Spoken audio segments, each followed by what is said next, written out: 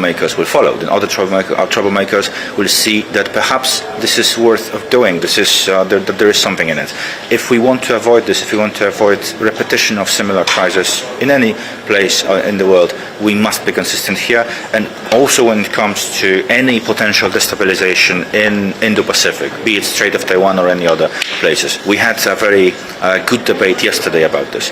Europe must be adamant. We have to say very clearly that if anybody breaches international law, there will be strong answer, not just European answer, but also transatlantic answer, because we are here in this together, Europe, United States, other allies that we share the same values with. Do you have to be a little bit careful that your Indo-Pacific players don't feel like they're getting a lecture, because that's been a complaint in the past when Europeans perhaps try to discuss Ukraine with Asian and African nations? Oh, very much so, and I think me coming from Poland, from a country that also sometimes is getting lectures, and I understand it very well. Europe is a very diverse continent. We have countries that like to lecture others. We have countries that are getting lectures. So I think we are able to find a good balance. Poland has never been a colonizer country. We are actually being colonized. We've been under foreign rule, under foreign dominance. We understand it very well, what it means not to be able to either be independent or to develop oneself as we wish. So we have this footing, this understanding with countries with similar experience. And our approach is very clear. We don't want to lecture, we don't want to present any perfect solutions. We want to underline that there are basic values based on international law. The Charter, the United Nations is based on principles that everybody should respect. And this is it. If we follow this, if we observe international law, then everybody will live in a safer world. But if so, this meeting is so important and the region is so important, why are so many EU ministers missing it? I also regret this, that not every country is present. We should be present on a larger level. More countries should be involved. We should do even more. This is the second EU Indo-Pacific Ministerial Forum. I hope that we will be gradually increasing the presence, the also frequency of such meetings. It should be much more than just a declaration. There should be proper work done, and I think that there is a genuine commitment on many EU countries' side to do it, to improve these relations and to actually invest in stable world, not just in our immediate neighborhood, but also in the Pacific. Thank you.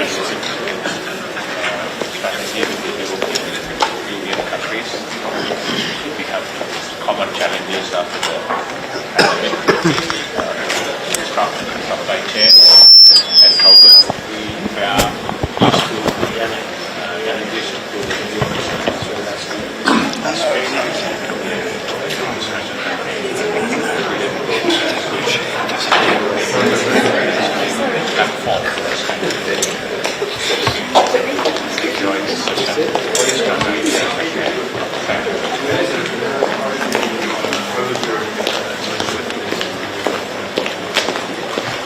Yeah, he explained the difficulty and the challenge that we are facing.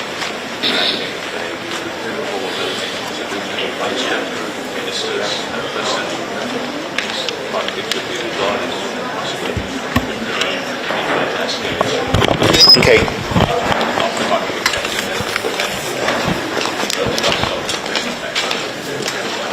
I stand close to the gray spot. Thank you. Okay, my name is Hyun Jani Kim, a Deputy Minister for Climate Change from the Ministry of Foreign Affairs of the Republic of Korea. This is my first time to be in EU and Sweden presidency meeting, but I'm very impressed because there are many non-European country ministers and representatives. Therefore, Sweden is organizing very inclusive discussion about Indo-Pacific strategy. Korea also announced the Indo-Pacific strategy last year. I believe that European Union, Sweden, and Korea, we do share lots of things together, and there are many areas for further cooperation and progress. Thank you very much. Can I ask a question on China, please? Do you have a common interest, and how can you convince China to play a more active role in convincing Russia to withdraw troops from Ukraine? In our Indo-Pacific strategy, China is also a partner to work together, and we are closely talking with China to play a bigger role in the global community as a responsible member of the United Nations. And we do believe that there are many areas for China to play a constructive role. Do you believe that China also hears that, and what is the response of China when you say you're trying to convince them? What is? No, I don't have any idea whether China is here or not, but I was informed yesterday that China is not here. So. What is the response you receive from Chinese officials when you ask them to engage on the Ukraine issue? Because I'm not a security expert, I'm not in a position to say about China's role in Ukraine matters. However, Korea strongly believes that China must play a constructive role in global community. Yeah. For your Indo-Pacific colleagues, not everybody's on the same page with regard to the Russian invasion of Ukraine. Is it a challenge to convince your colleagues to also see things from the Ukrainian point of view? Korea's Indo-Pacific strategy is based on freedom, trust, and prosperity. So we are promoting rule-based international order. On that principles, we are working together with our partners. Have you discussed Taiwan today? No. Thank you. Thank you. Thank you. Sorry. Why should they discuss it? Why should they discuss Taiwan? Why should they discuss Taiwan? I mean, I have no idea. Why should they? Well, the similarity. Schrodinger's geopolitical crisis. Let's ask Islam. He is inside already. He gave like a 2.5 yesterday.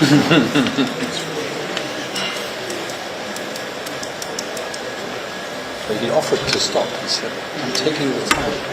Yesterday, because he did first here and then we asked him over there again. There's so many. And all of them. It's just you need something that controversial. Ask the doctors.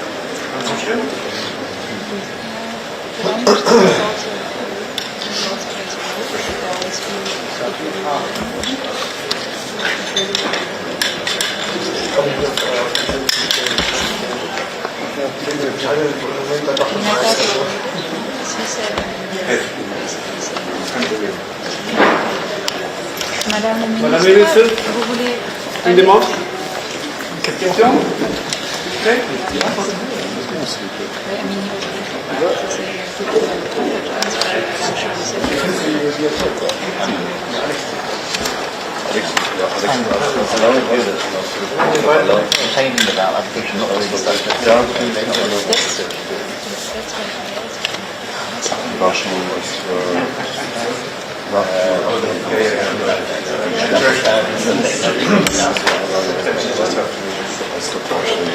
was thinking like this Germany question.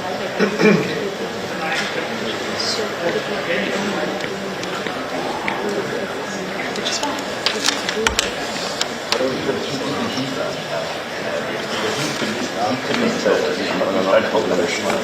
Entschuldigt, dass er sich versprochen hat, das nicht stehen gelassen hat. Man hat auch nicht gemerkt, dass es nach der Zeit besser ging. Ja, eben, das war nicht der richtige Job. Das ist der richtige Job. Minister.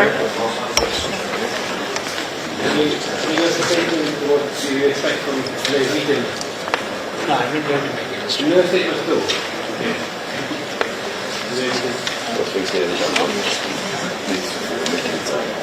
Das ist auch nicht richtig verstanden. Das ist deutlich, was ich ganz selten mache.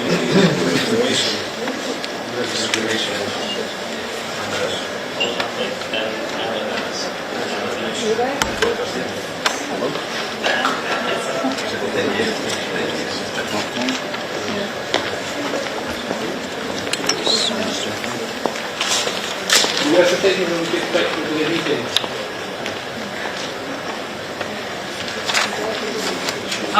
Good to see you again. How are you? Happy you acclimatized?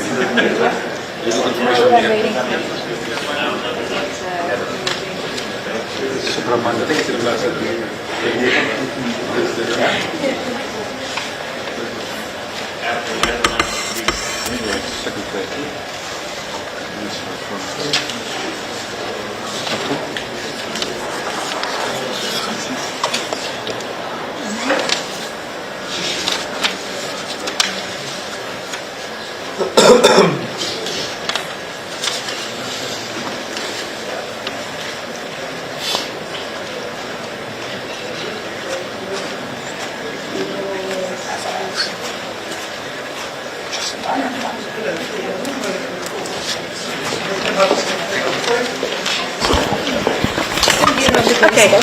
thank you so much.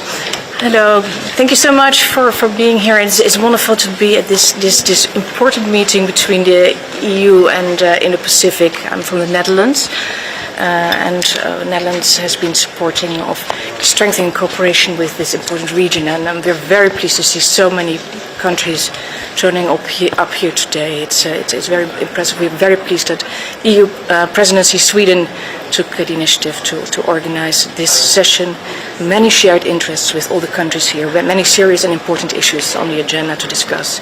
And I very much look forward to being in the roundtable discussions and all the other meetings that we're going to have with all the representatives here today. Thank you so much. But your minister left also. Yes, unfortunately he had to leave. He was here and he had some bilaterals as well. He had some urgent obligations, but he's very much in support of this meeting as well, and I have to emphasize on his behalf that the Netherlands very strongly supports this initiative from Sweden. Thank you so much. With only half of the EU foreign ministers here, does that not send a sign to Indo-Pacific visitors that perhaps this isn't a priority?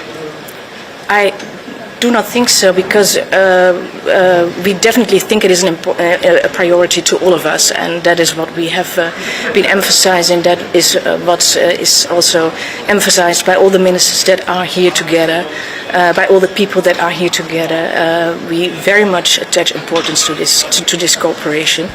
And luckily many of us are here as well today, and of course we also have bilateral meetings with many of the ministers from the region, either here in Stockholm or actually in the days to come. Some of them are traveling actually onwards to the Netherlands as well, and of course yesterday there were some bilateral meetings as well. So it's the plenary meetings that are very important, but it's also the bilateral contacts that we have with all the countries present. So thank you so much. Thank you.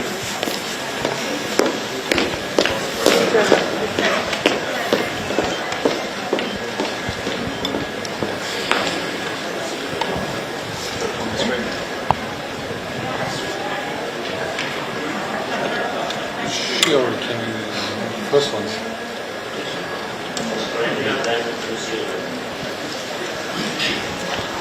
New Zealand.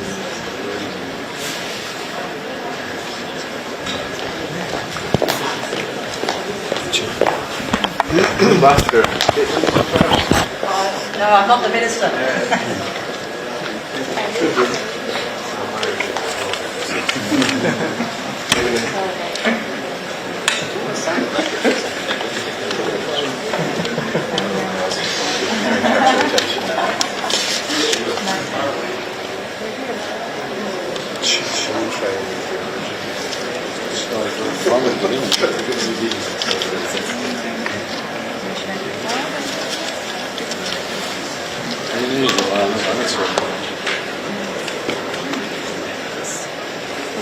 Ganz korrekt, weil die Packungsstücke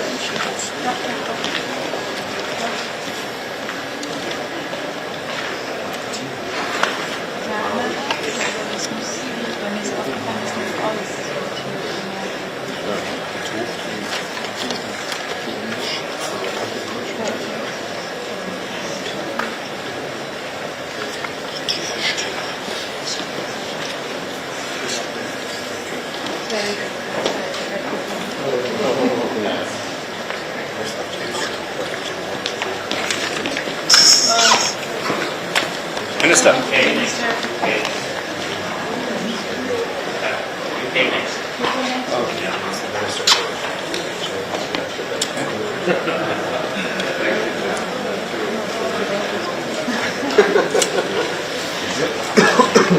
Sehr viel zur britischen Krone nach wie vor.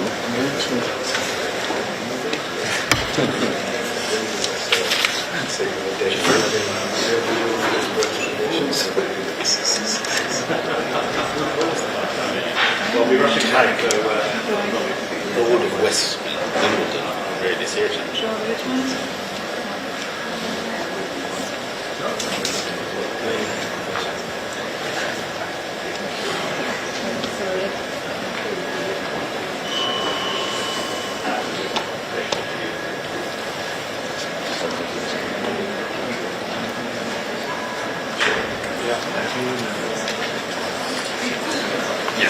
Good morning, Minister. Stand on the grey spot, please. Of course. Well, good afternoon, everyone. I'm delighted to be representing the United Kingdom as Minister of State at the Foreign Commonwealth and Development Office. First of all, underlining our strong bilateral relationship with Sweden. I rather on a lighter note the Foreign Minister and I had a little moment about the Eurovision Song Contest, wishing each other very much well in this particular process, but in all seriousness, the bilateral relationship is in a very strong place, and we're looking forward to welcoming the Swedish Prime Minister to the United Kingdom. I'm also grateful to High Representative Borrell. The United Kingdom and the EU have a very strong relationship, and being here at a time where we're convening our Indo-Pacific partners, with the Indo-Pacific tilt that the United Kingdom has, with the current challenges we're facing on the global stage, be it climate change or indeed the illegal war of Russia on Ukraine. Again, we've demonstrated that our strong cooperation with the European Union and our Indo-Pacific partners is crucial to ensuring we do achieve that world where security, trade, but also importantly, the stability of nations is assured, and having and working with key democratic partners around the world between these two key regions is essential. Thank you so much. What's your message to China? Well, China, you would have seen my dear friend, the Foreign Secretary, James Cleverly, also articulated. I'm the United Kingdom's Human Rights Minister. Where we have differences, as we've done so at the Human Rights Council, we have called China out on the situation, for example, ongoing situation with the Uyghurs in Xinjiang. But equally, as the Foreign Secretary said in a recent speech he made at Mansion House, that China is also a country that we recognize has a role to play on the world stage, whether it's on issues within the context of the United Nations, when we look at the issues of climate change, when we look at the issue of global pandemics. China is an important country in this respect, and where those issues are important and there is equities to be held for in benefit of everyone, we should work with China on those particular aspects. But notwithstanding that, we will also call out where we see issues need to be challenged with China quite directly. Minister, regarding Ukraine, how much of a challenge and how do you tactfully get the Indo-Pacific visitors onto the same page with regard to the Russian invasion of Ukraine? Well, let's go back in recent history when the invasion happened, and I'm delighted that we have, for example, at that time, the President of the General Assembly of the UN was Abdullah Shahid, the Foreign Minister now of Maldives. We work very closely with our Indo-Pacific partners. I, being here, I'm the Minister for our relationships with South Asia, and what we have to do is make a very robust case. This is about the UN Charter. There has been an illegal invasion by a P5 country on the sovereign integrity of Ukraine. But I'm heartened by the fact that when the invasion happened, 140 nations stood together. Recently, a year on from that conflict, when there was another vote at the General Assembly, again, because of the strength of our combined diplomacy, we saw, again, over 140 nations of the 193 at the UN come together and send a very strong message to Russia that the sovereignty, the integrity of a nation, a founding nation of the UN, is key, and also upholding the real principles of the UN Charter are also key. So we will continue those conversations, and it's important that we have a united front against the aggressor, in this case Russia, and we'll work in a very coordinated fashion with our key partners. And as I alluded earlier, our relationship with the European Union is an important one, as we've demonstrated through the cooperation and collaboration on imposing, for example, sanctions on those key Russian entities and individuals. Thank you so much. Nice to be back attending EU meetings, Minister. Well, the thing is, we never left Europe, let's be very clear. But we made a decision, it was a democratic decision of the British people. But what's also important is that all countries recognise, as does the United Kingdom, about the value of key collaborations, partnership and cooperation. And the European Union is one of our key partners when we're talking trade, climate change, or indeed the war on Ukraine. Thank you so much. Stronger together.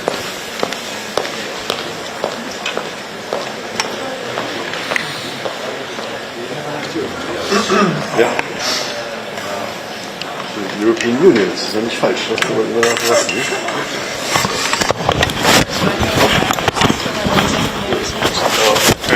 UK was the last one.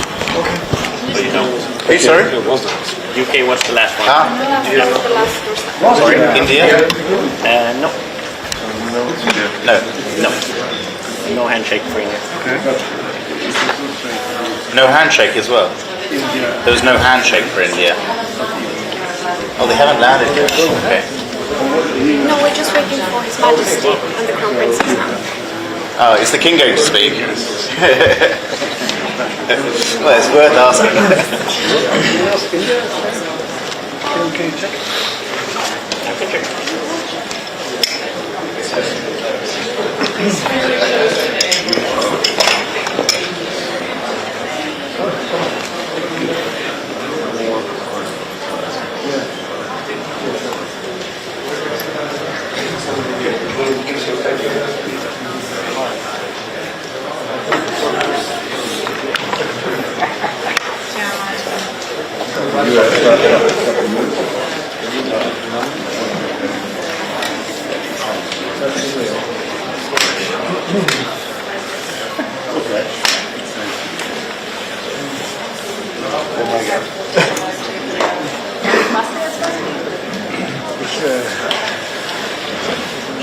Ich mache Stück über die Pars, diese Pars, wirklich, das ist doch absurd hier.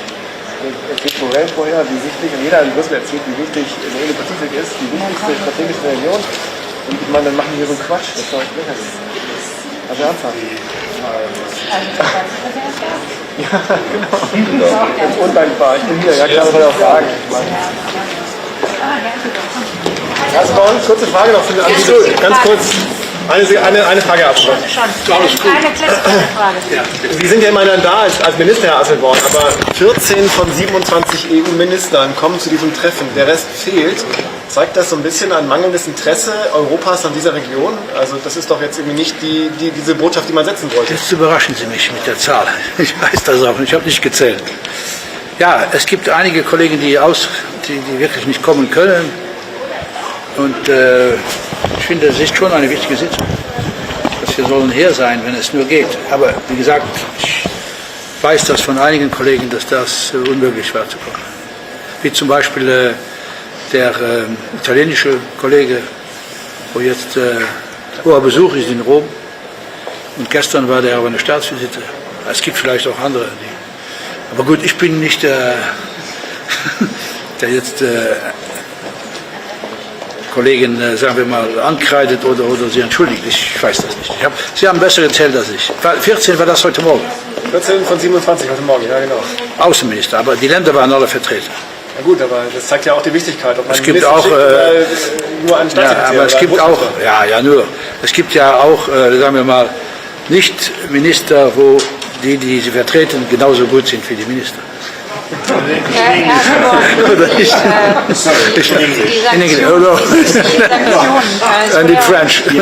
Oder über Sekundärsanktionen in der EU wird ja gerade diskutiert.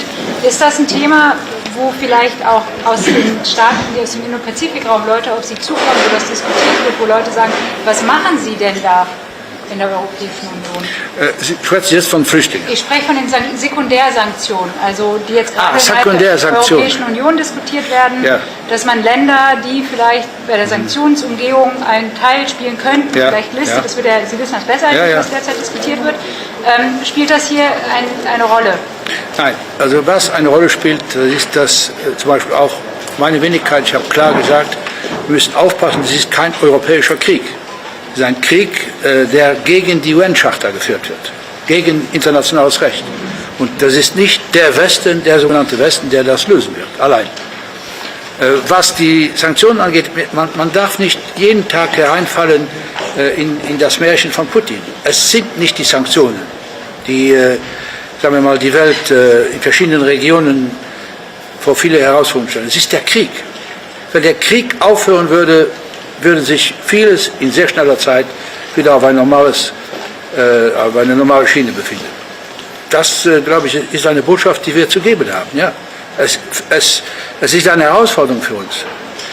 Ich gebe Ihnen ein Beispiel. Es gibt Länder, auch zum Beispiel in Südamerika, die sehr wohl verstehen, wie die Europäische Union reagiert. Aber die sagen, wir können alles mitmachen, nur nicht die Sanktionen.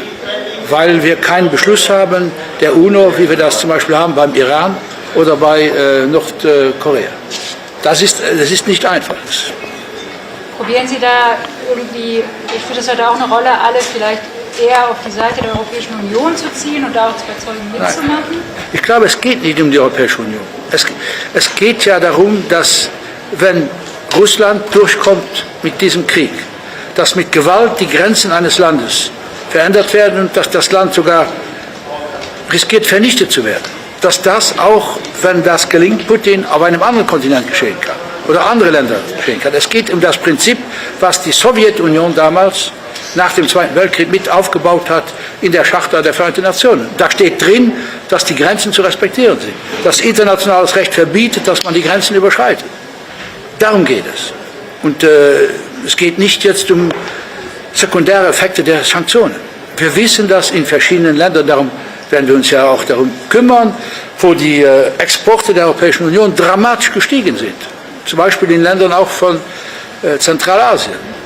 Wir müssen mit den Ländern in Kontakt bleiben und das Ziel kann nicht sein, die Exporte schnell in die Höhe, und das wird nur gemacht, um Sanktionen zu umgehen. Aber deswegen werden ja diese Sekundärsanktionen diskutiert. Kommen da jetzt auch Außenminister auf Sie zu und sprechen Sie da vielleicht darauf an? Spielt das?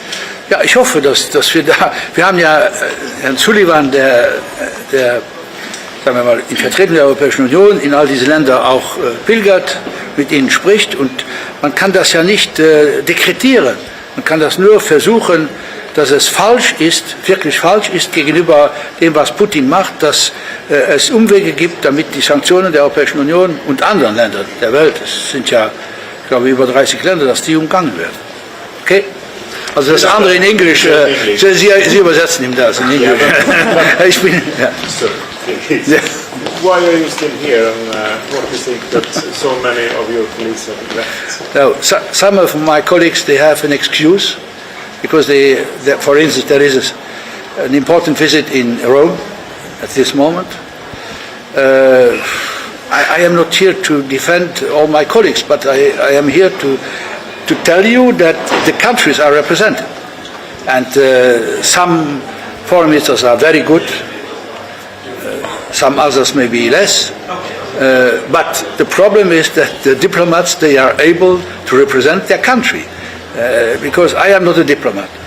I never learned it. But we have people in our ministry who have learned diplomacy and to know what they have to do and what they have to say. Yeah, but still, sir, you are still here. Yeah. So why are you here and no one else? Because I think that it is important to be here. And there is no reason not to be here, for me. But for others, maybe there is a reason.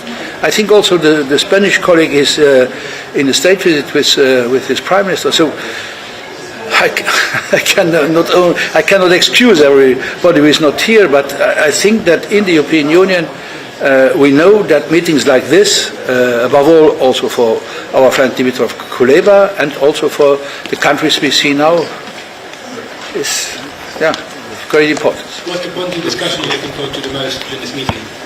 Now? Yes. This meeting? With whom? The Indo-Pacific meeting. I think the most important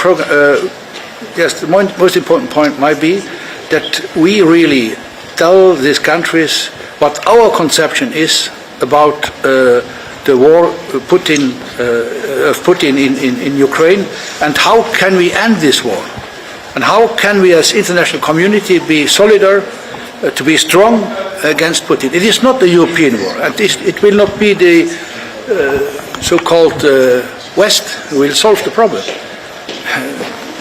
We have to stick together there. So we have to leave. The king is coming. So you ask him why he is here.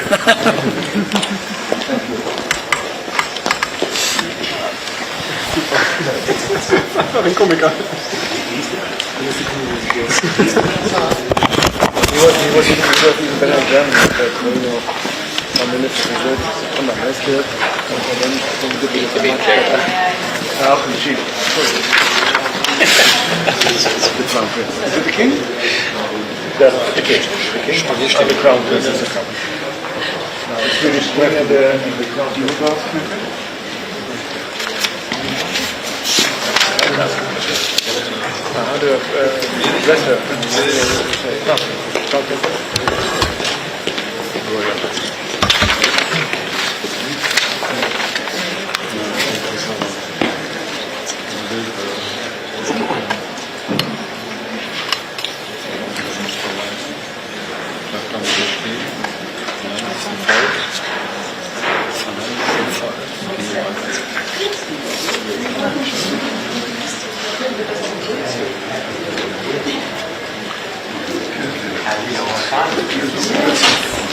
One question, please.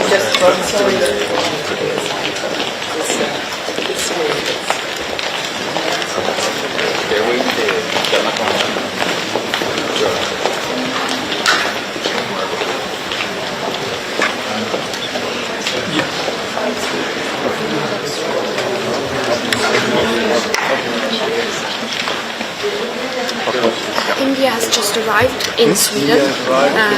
They will do no doorstep. They will walk straight into the meeting. Okay. Okay, great.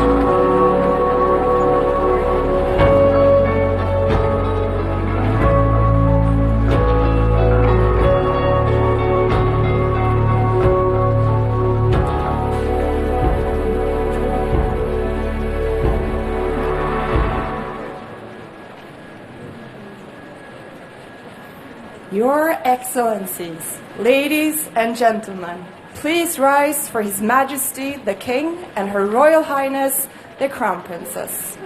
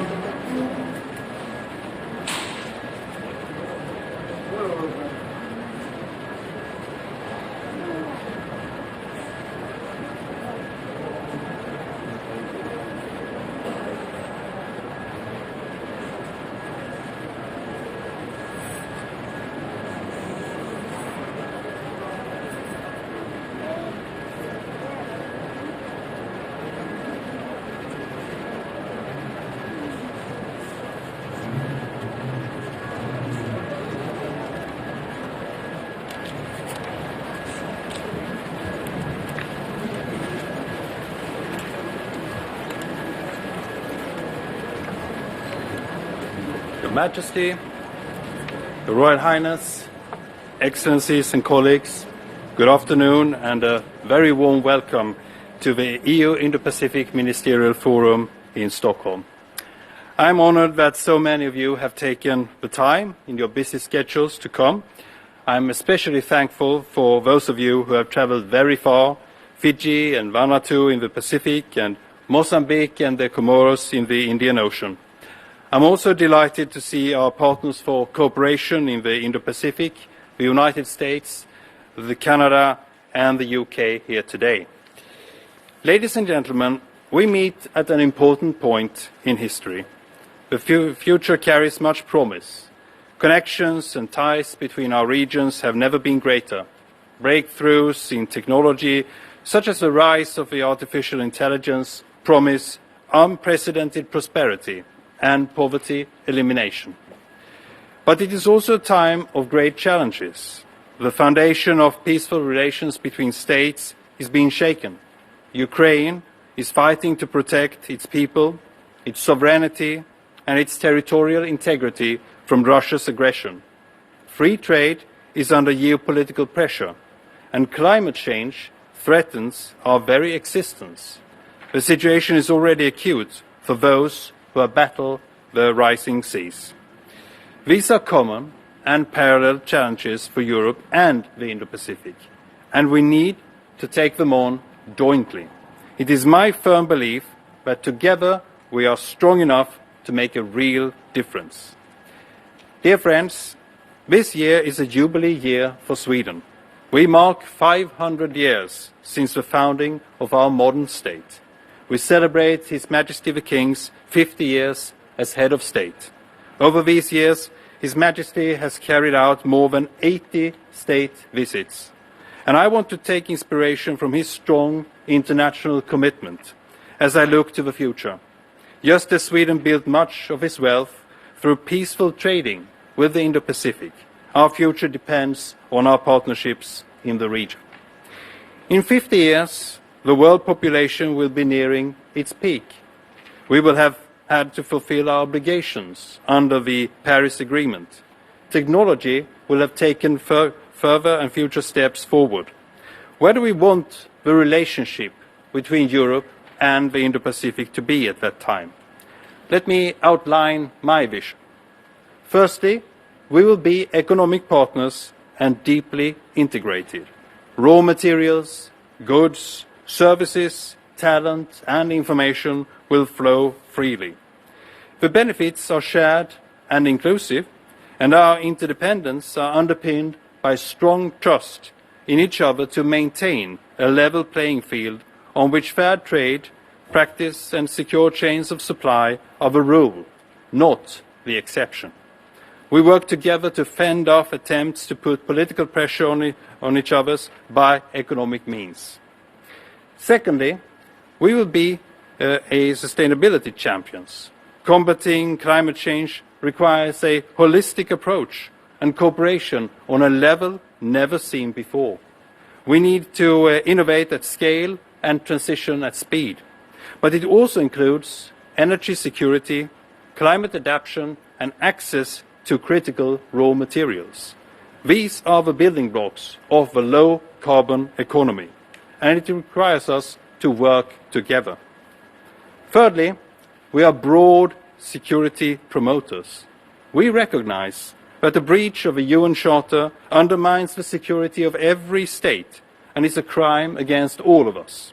And a small country that is fundamental to Sweden and underlying our motivation to support the UN system.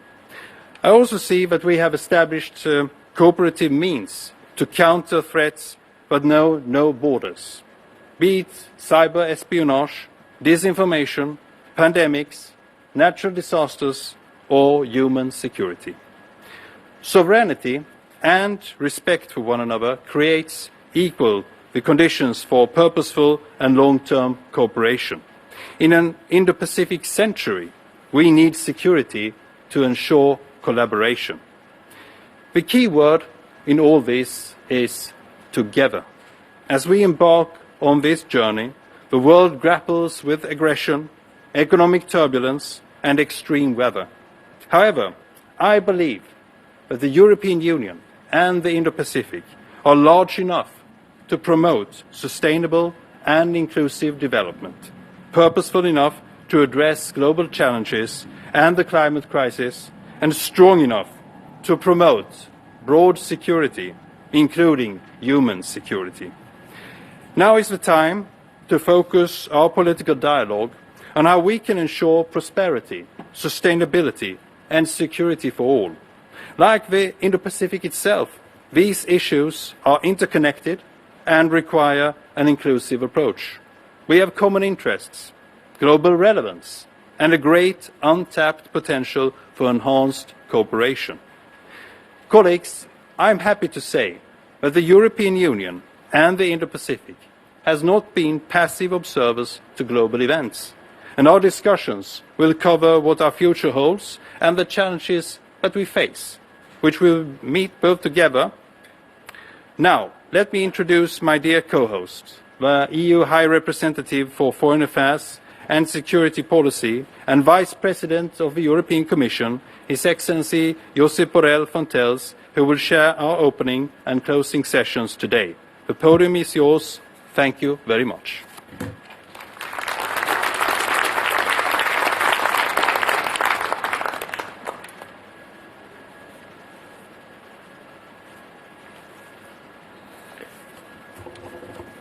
Your Majesty, Your Royal Highness, Ministers, ladies and gentlemen, dear friends, I want to thank the government and the people of Sweden for hosting this second European Union Indo-Pacific Ministerial Forum in Stockholm here today.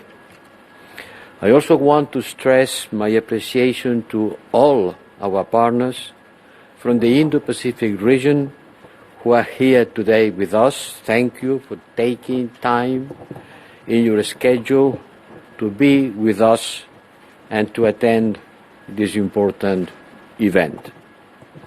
This forum follows the previous one in Paris last year, which was very successful.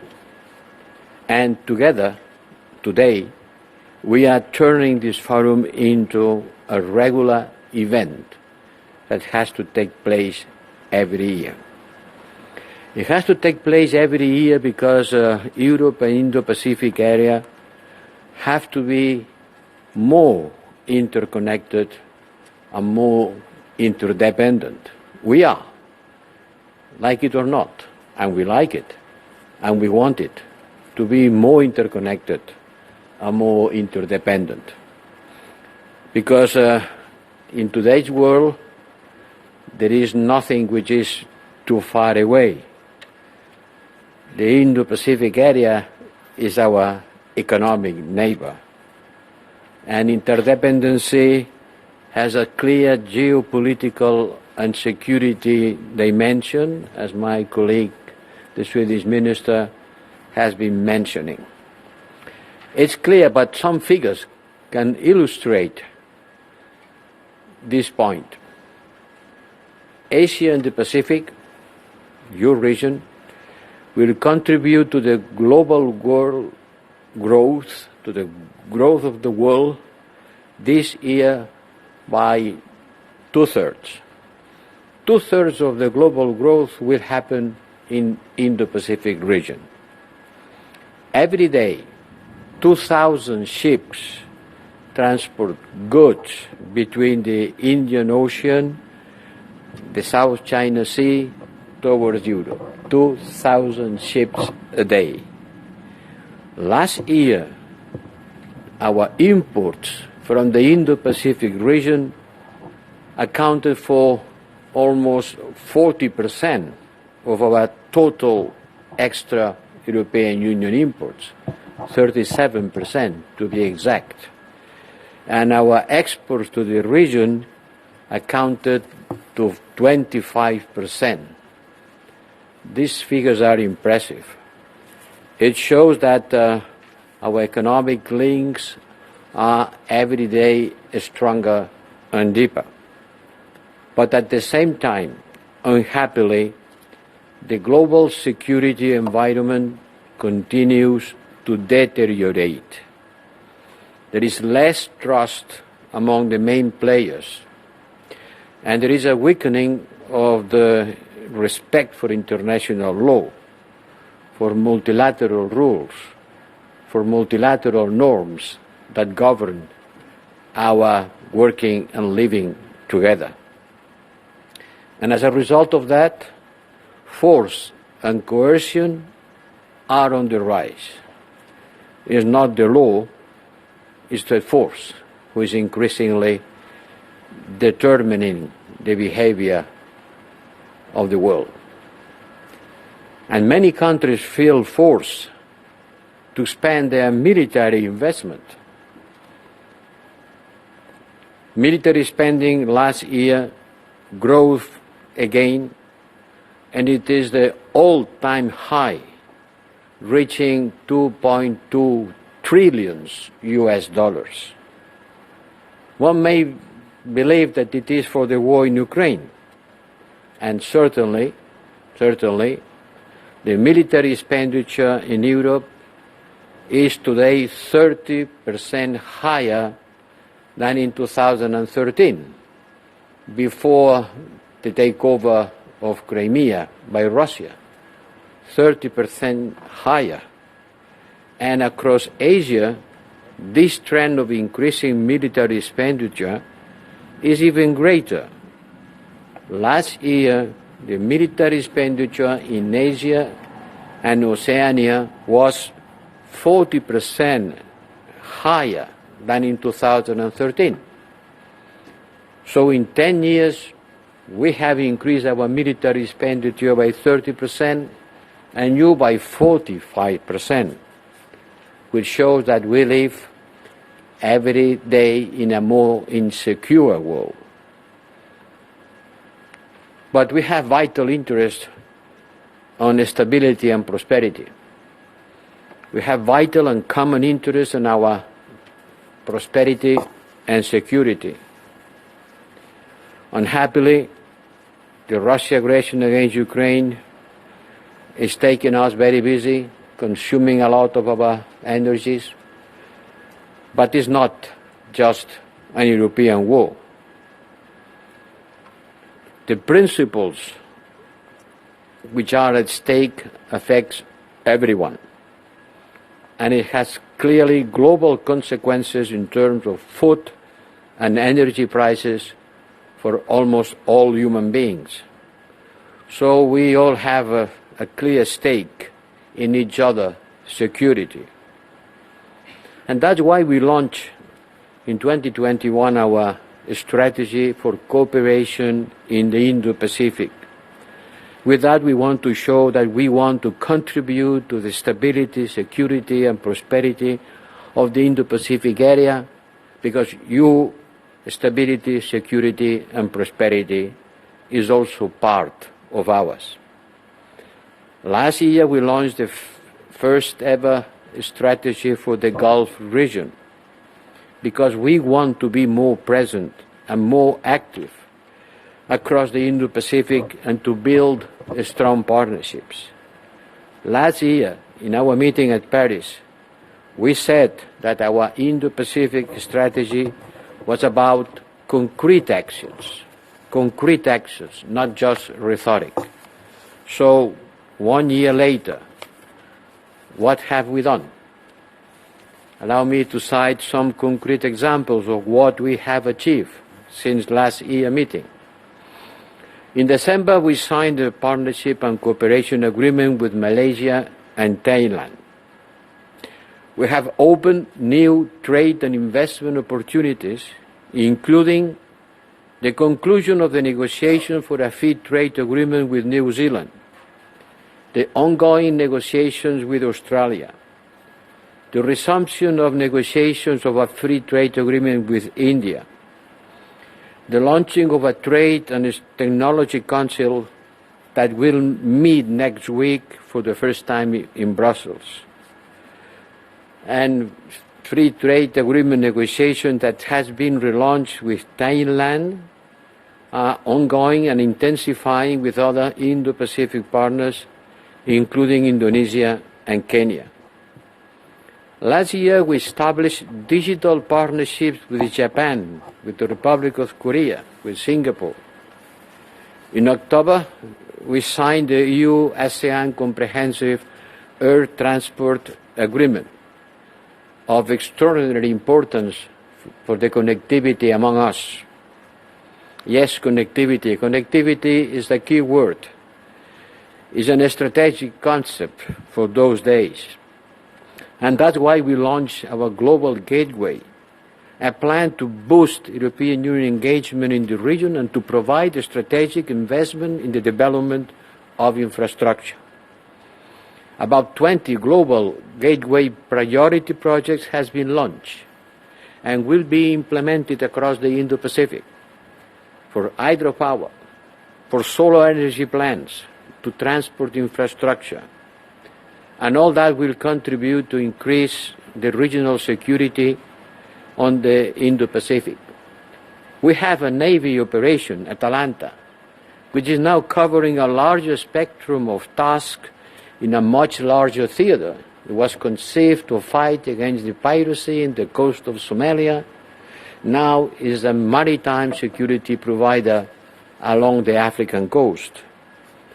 We have conducted successfully joint naval exercises with the Indo-Pacific partners, with Djibouti, India, Indonesia, with Japan, with the Republic of Korea, with Oman, and more recently with the US. We are developing a coordinated maritime presence in the northwestern Indian Ocean to optimize the use of assets that the member states of the European Union are deploying in the region. These are just examples. Ladies and gentlemen, they show that we have an overriding interest on maintaining peace, stability and prosperity in the Indo-Pacific. Allow me to cite an old ancient Greek historian that today is very fashionable to cite, Thucydides. Everybody makes reference to Thucydides today, when he argued that convergence of interest is the surest way of keeping good relations between states and individuals. Shared interest, common interest, values, priorities, cooperation. These are the key words of our relationship. That has to be a two-way relationship. It's not about what we, the European Union, can do in the region and for the region. It's about what we can do together, in equal foot, knowing that we live in a complex world, a dangerous world, that requires cooperation among us to achieve common goals. We Europeans, we have much to listen and learn from the Indo-Pacific region, as much as we have to give. And that's why we are meeting here in Stockholm, in a beautiful sunny day, in a beautiful place with Your Majesty. Thank you very much for being with us. Thank you to all of us. Thank you to all of you for coming and attending this meeting. Thank you.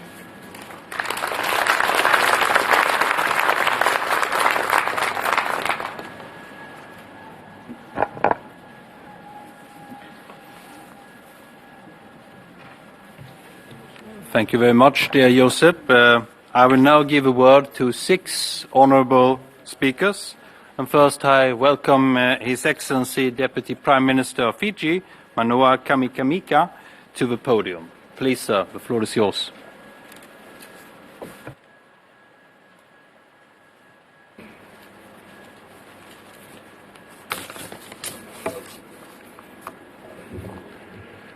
Your Majesty, the King, Her Royal Highness, the Crown Princess, Your Excellencies, Mr. Tobias Billström, Minister for Foreign Affairs of Sweden and President of the Council of the European Union, Mr. Joseph Borrell Fontelles, High Representative and Vice President of the European Commission, Honourable Ministers, distinguished guests, ladies and gentlemen.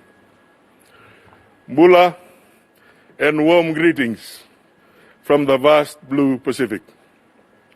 It is an honor to address you as we renew and strengthen the partnership between the European Union and the Indo-Pacific countries.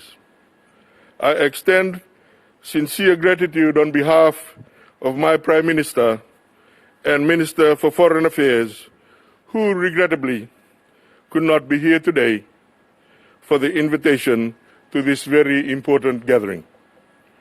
We value our relationship with the European Union because it is based on mutual respect, shared values, and common interests, and Fiji appreciates EU's increased engagement in the Indo-Pacific region as reflected in its strategy for cooperation in the Indo-Pacific and its Global Gateway initiative. For my part of the world, Pacific leaders made a historic decision last year to adopt a 2050 strategy for the Blue Pacific continent. The strategy reflects the collective vision, values, and aspirations of the Pacific Island countries and outlines the key thematic areas and strategic pathways to achieve them. It is not only a blueprint for the future, but also a call to action for all development partners to align their cooperation with our countries. We therefore anticipate a more coherent engagement as a region with the EU and other partners through the Blue Pacific 2050 strategy. For small island states, part of the challenge of being in the Indo-Pacific space is ensuring that our own geostrategic interests are given priority as much as our larger neighbors, particularly Asia. We trust this is taken into account as the region faces urgent challenges that require collective and decisive action. It is that awareness that compelled the Pacific countries' engagement with our Indo-Pacific ally Japan in deferring the planned discharge of wastewater from the Fukushima Daiichi nuclear power station into the Pacific Ocean. It is also the driving force behind our collective advocacy on the existential threat of climate change. Imagine losing your home, your land, and your culture to the rising sea. This is the nightmare that many island nations face.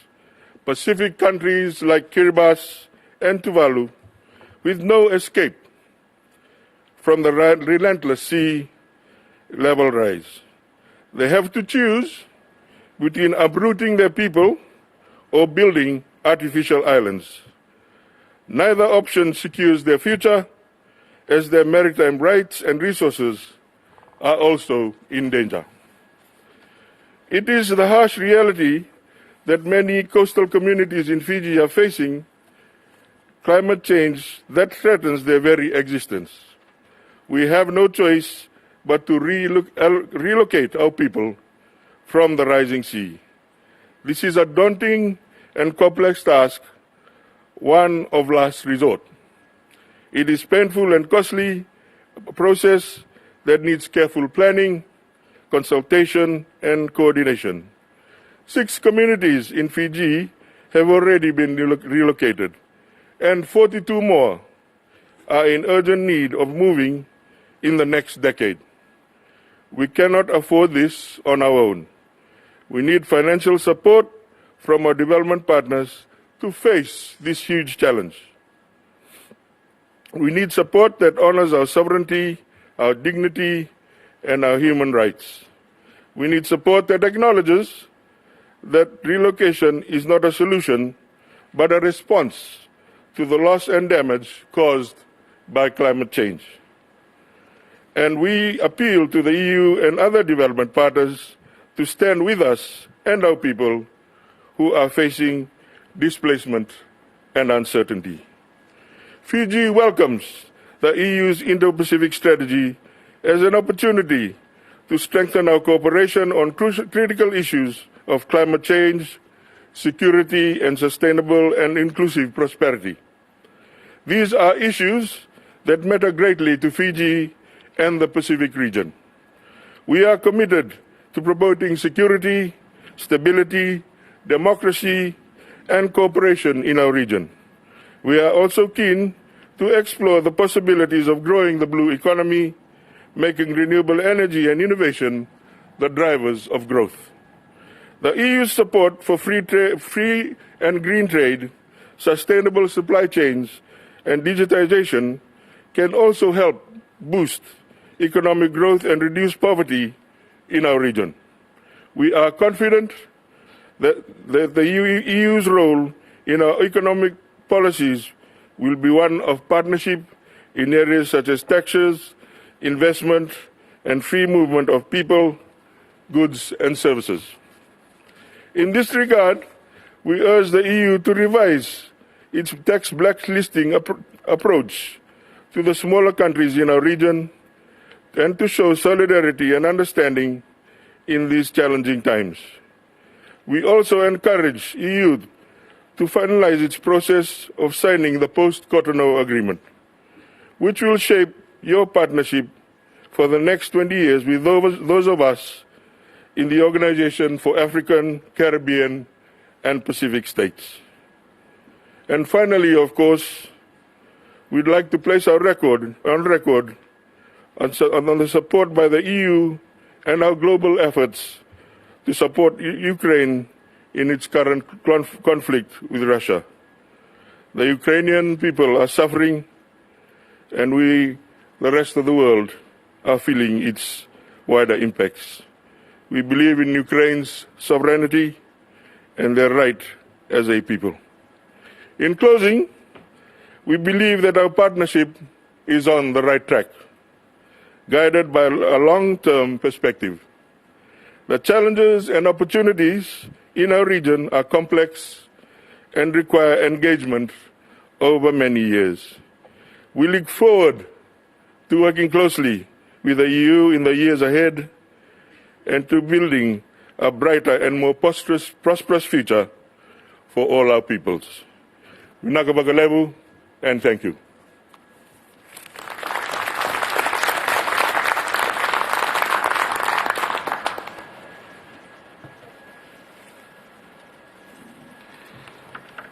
Thank you very much, dear Mr. Manoa Kamikamika. I would now like to welcome Her Excellency, the Foreign Minister of Indonesia, Retno Marsudi, to the podium. Please, Madam, the floor is yours.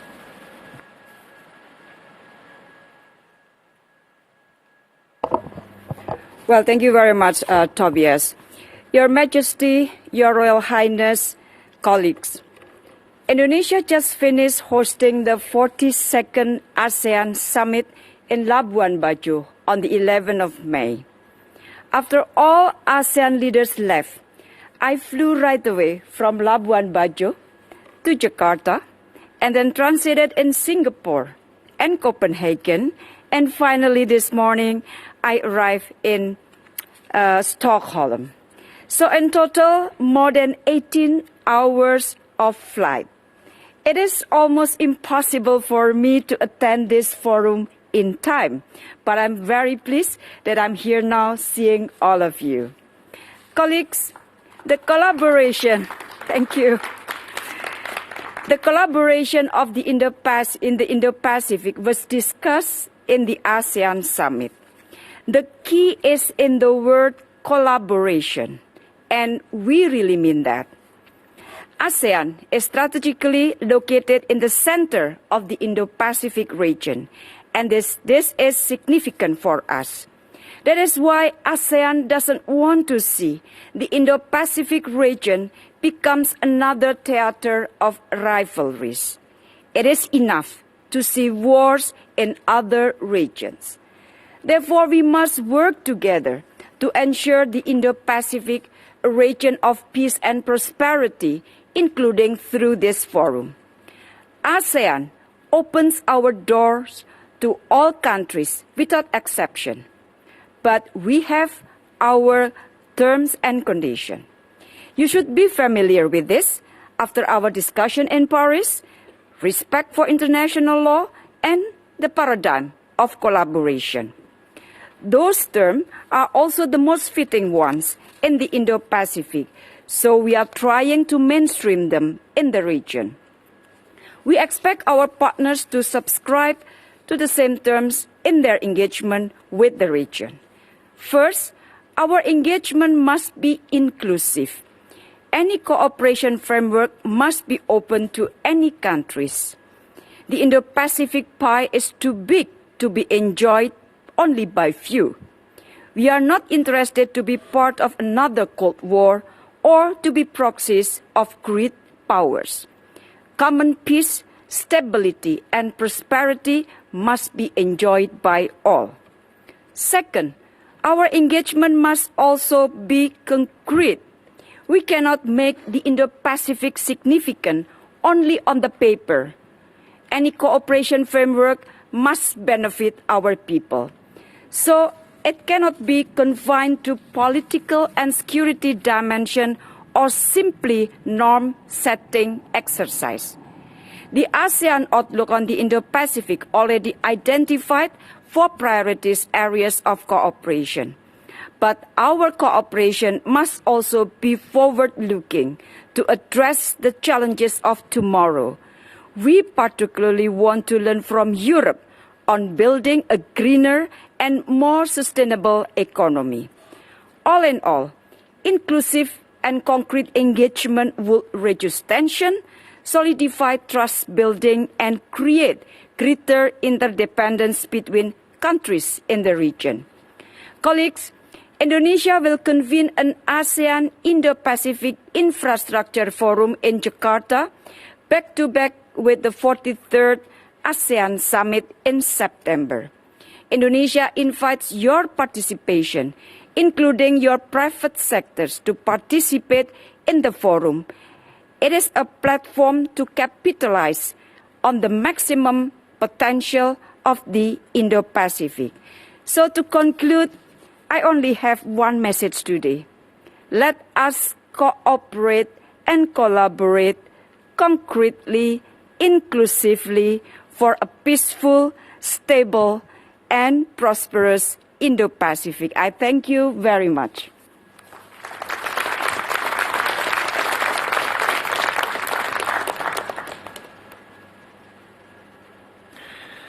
Thank you, dear Ms. Retno Masudi. I would now like to welcome His Excellency Foreign Minister of the Comoros, Dohir Dul Kamal, to the podium. Please, sir, the floor is yours.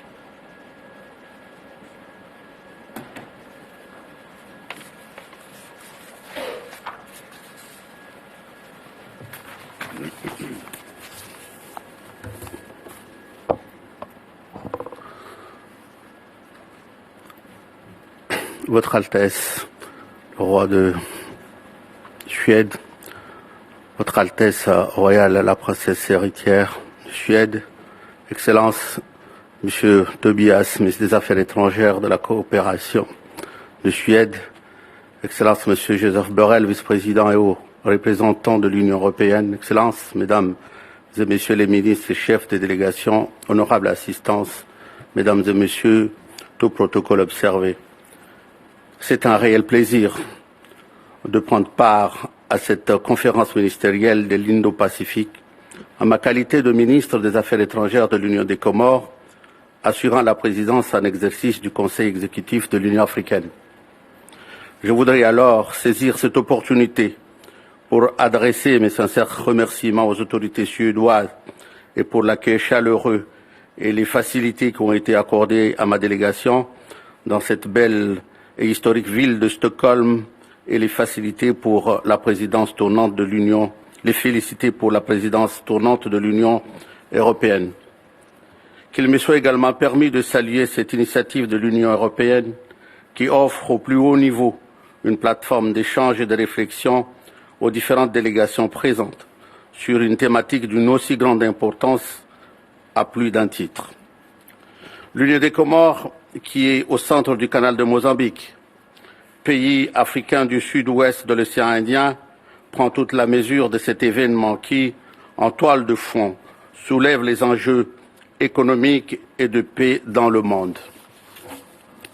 L'Indo-Pacifique, cette région qui couvre l'Afrique, l'Asie, l'Océanie, avec près de 60% du PIB mondial, est devenue aujourd'hui l'épicentre de l'économie et de la démographie mondiale. Elle représente ainsi un espace de destin partagé entre les pays de cette zone et les grandes puissances mondiales. Son poids politique, conjugué à son importance économique et démographique, fait de la région Indo-Pacifique un acteur incontournable pour la préservation d'un ordre international plus juste et équitable qui permet de relever les défis du nouveau monde et qui se profile. Ce constat réel fait de l'Indo-Pacifique un partenaire important des enjeux mondiaux, engendrant dans cette optique une forte concurrence des grandes puissances. C'est vous dire, honorable assistance, que l'Indo-Pacifique est une zone hautement stratégique pour chacun d'entre vous et pour chacun d'entre nous. Excellences, Mesdames et Messieurs, depuis février 2022 et bien avant, l'économie mondiale a été durement secouée depuis l'apparition de la pandémie de la Covid-19. Nos projections de développement ont dû être réactualisées afin de répondre à la conjoncture économique générée par la crise sanitaire et la guerre en Ukraine. Ces deux chocs aux conséquences désastreuses interroge sur le devenir de la région de l'Indo-Pacifique qui représente à elle seule près de 70% des échanges commerciaux, la deuxième destination des exportations de l'Union européenne. Nous devons, à cet égard, accorder plus d'attention à la préservation de la paix et de la sécurité dans les pays de la zone. Ceci permettra de promouvoir la relance économique pour soutenir le développement et accompagner les efforts des grands ensembles régionaux et ainsi renforcer la croissance économique. L'Afrique, qui subit de plein fouet les contre-coups de la guerre en Ukraine, mérite un regard particulier en cette phase d'accélération de la mise en œuvre de la zone de libre-échange continentale, communément appelée ZLECAf. Dans le même élan, la voix des petits États insulaires en développement, avec leur vulnérabilité structurelle, devrait être encore plus écoutée pour mieux prendre en compte leurs spécificités et leurs potentialités. En conséquence, la paix, la sécurité et une approche holistique, mais différente selon les particularités qui nous caractérisent, je m'associe à la vision du président américain Joe Biden qui déclarait en septembre 2021 que, je cite, « L'avenir de chacun de nos nations et forcément du monde dépend d'une Indo-Pacifique libre et ouverte qui perdure et qui s'épanouit dans les décennies à venir. » C'est tout l'intérêt des programmes portés par l'Union européenne dans la région, notamment le programme Climario et le programme MAS, dont l'Union des Comores est partie prenante. En revanche, les attentes de la région Indo-Pacifique vont bien au-delà des résultats de ces programmes. La stratégie européenne de l'Indo-Pacifique doit pouvoir répondre aux défis et aux besoins actuels de nos pays, chacun dans sa diversité, à travers des actions de coopération ciblées. La démarche de l'Union européenne dans l'Indo-Pacifique, axée sur la coopération, non sur la confrontation, nous semble en ce sens mieux adaptée à nos politiques de développement et aux partenariats souhaités pour assurer l'essor économique de nos pays.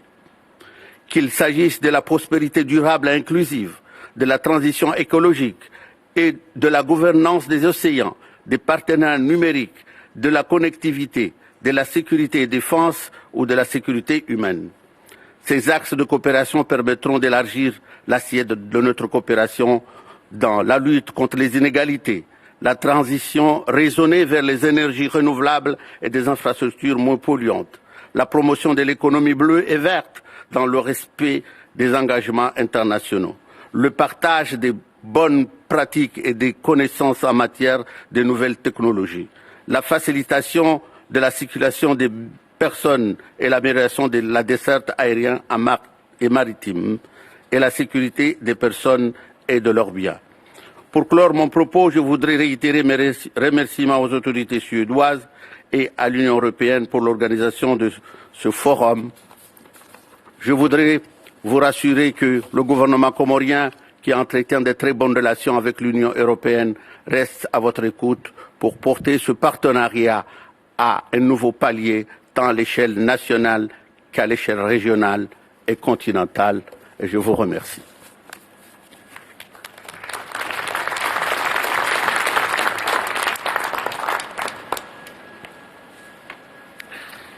Thank you, dear Mr. Dohir Dul Kamal. Now I am pleased to welcome His Excellency the Foreign Minister of Japan, Yoshimasa Hayashi. Please, sir, you have the floor.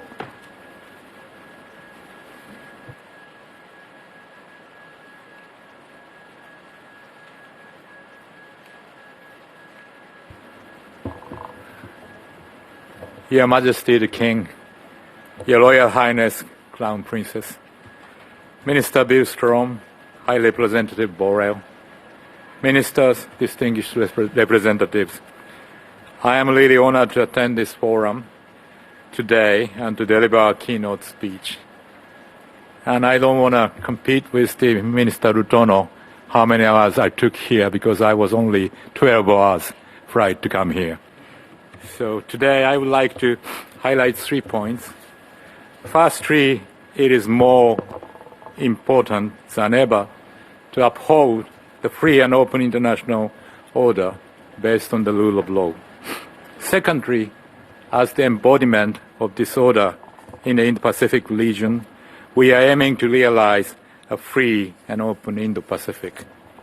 Thirdly, it is essential for Japan and European partners to deepen cooperation to this end. The international community is now at an historic turning point. Russia's aggression against Ukraine has shaken the very foundation of the international order. Any unilateral attempts to change the status quo by force cannot be tolerated anywhere in the world. This challenge to the free and open international order based on the rule of law is not just a regional issue. It is also a common challenge that the international community must address together in unity. Otherwise, similar challenges will arise in other regions, and the existing order, which has underpinned our peace and prosperity, could be fundamentally overturned. In this sense, the security of Europe and that of Indo-Pacific can no longer be discussed separately. Against this backdrop, it is extremely important and timely that ministers from both Europe and the Indo-Pacific gather here in Stockholm today to discuss the importance of the free and open international order based on the rule of law, and the need for this order to be upheld in the Indo-Pacific as well. I would like to express my respect and gratitude to Minister Billström and High Representative Borrell for once again hosting this forum. Last month, I hosted the G7 Foreign Ministers meeting where we robustly demonstrated the G7's strong will to defend the free and open international order based on the rule of law. This vision underscores the necessity for the rule of law, especially for vulnerable states, in order to enjoy freedom. It also highlights the necessity for diversity, inclusiveness, and openness in the international community, and the importance of not imposing barriers on others. This is a vision that many countries can share and provides the basis for ensuring the unity of the international community. At the G7 Hiroshima Summit, to be held next week, we will again demonstrate to the world a strong determination to uphold the free and open international order based on the rule of law. The free and open Indo-Pacific, or FOIP, is the embodiment of this order in Asia. However, in the Indo-Pacific region, China is continuing and intensifying its unilateral attempts to change the status quo by force in the East and South China Seas. China is also increasing its military activities around Taiwan. In addition, China and Russia are strengthening their military collaboration, including joint fights of their bombers and joint naval exercises in the vicinity of Japan. During my visit to China in April the 1st, I directly delivered to my Chinese counterparts our serious concerns about these points. In addition, North Korea is escalating its provocations by repeatedly launching ballistic missiles with a frequency and in a manner that are unprecedented, including ICBM-class ballistic missiles, one of which fell within Japan's EEZ. In the face of this challenging security environment in the Indo-Pacific, it is vital to work not only with countries in that region, but also with like-minded countries in Europe in order to uphold the free and open international order based on the rule of law. Japan welcomes the increasing engagement of European partners in the Indo-Pacific region. Japan is committed to unwavering support for ASEAN centrality and unity and to promoting cooperation in line with the ASEAN outlook on the Indo-Pacific. We also firmly support the realization of the 2050 strategy for the Blue Pacific continent, and will promote our partnership with Pacific Island countries. In March this year, Prime Minister Kishida announced a new plan for FOIP. Based on this new plan, Japan will expand cooperation with other countries for the realization of the FOIP in order to lead the international community away from division and confrontation towards unity and cooperation. One of the key pillars of the FOIP plan is strengthening connectivity.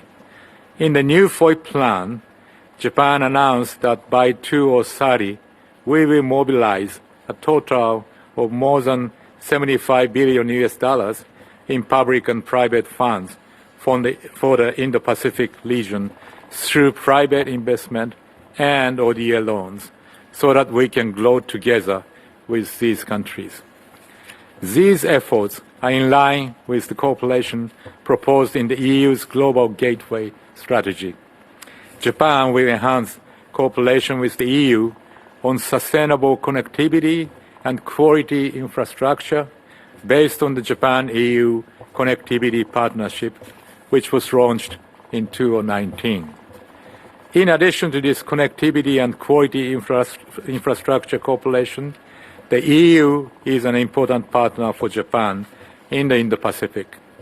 I am encouraged by the EU's increasing engagement in the Indo-Pacific in recent years, including the expansion of its coordinated maritime presences to the Indian Ocean.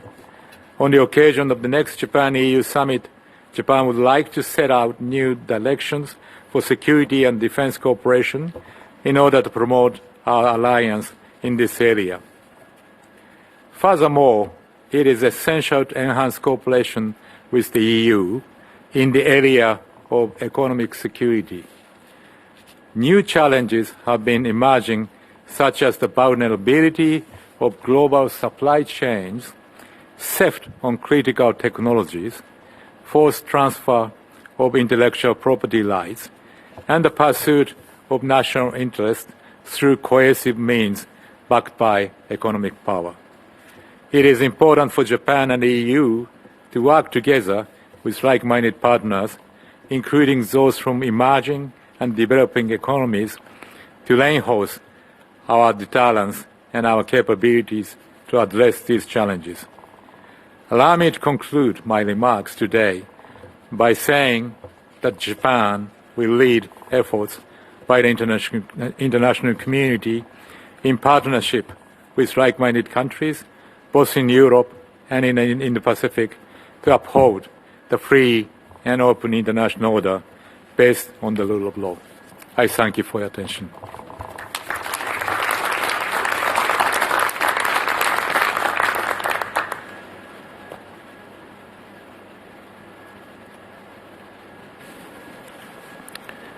Thank you, dear Mr. Yoshimasa Hayashi. Now I welcome Her Excellency Minister of Foreign Affairs of France, Catherine Condola. Please, the floor is yours.